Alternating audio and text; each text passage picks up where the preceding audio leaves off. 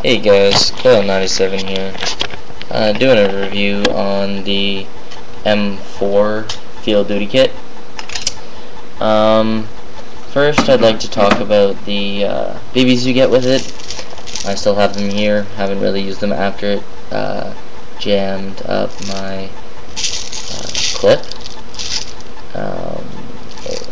I found a lot of these are really soft, and you have to use harder BBs, so I've been using 12 grams, and they're pretty cheap, so I recommend buying good quality BBs, or else your gun will not work to its highest performance. It will jam, accuracy lowers. You can get like accurate up to 18 feet with 12 grams, and somewhere between 20 and 25 feet with the 0.2 grams. And I'd like to talk about the spring handgun you get with it, the MKIV airsoft spring pistol. It's nice. It has a 205 FPS, 66 feet maximum range, holds 14 BBs, has an 18 out of 25 capacity, or 18 out of 25 accuracy. The clip sides out really nicely. I have another gun, which is right here, that has a really heavy clip. This is my P30 Stinger, and this clip is super heavy, durable. I'm sure the other one will break, but this one is super light, comes out just as easily, and you wouldn't even feel it even if it had the BBs on. I like to say it's as light as a spider. If you notice, it has the rails, which are, well, I wouldn't really say adjustable, but you can remove them. You get your flashlight, which is removable. You get your battery, which I found the battery is really tedious to charge after you just buy it. I had to wait 5.5 hours. It says do not charge over 5 hours, and if you do charge over 5 hours, keep checking, because if you don't want it to overheat. So yeah, you really gotta make sure, if you're gonna use this gun a lot, to buy 2 or 3 batteries, or to have 2 or 3 batteries, because it's a really good investment. Batteries last pretty long, but if you're playing all day, you might want to carry an extra one, because you'll notice when it's at half charge, it really slows down the gun. Now I'd like to talk about the stock of the gun. They have a little bit that goes onto the back in 2 parts, just this, which goes over the battery, and this, which goes right there in the stock. I don't know if you saw that, but this is my webcam here. I find that the screws that you get with them are super tedious to take out and put back in every time, so I suggest getting a glue gun and putting a small strip of glue down the middle, gluing it in, which is what I'll do in a couple days to make sure, well, I gotta make sure the gun works properly, efficiently, because I haven't used it for very long. And then afterwards I am going to cut the ends off and put them in, and just dab a little hot glue and screw that in, and so it still has the effect. I'd like to get to the attachments, which you get for the rifle. You get a laser dot sight. It has the batteries already in it. You might not be able to see that. There you go. Down.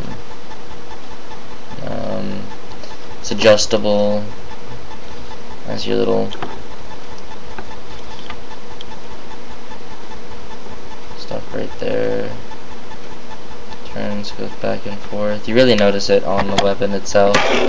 Turn that off. Let's see. There. The magazine's really nice. Holds 300 rounds. Don't really know what to say other than it's plastic. It's pretty durable.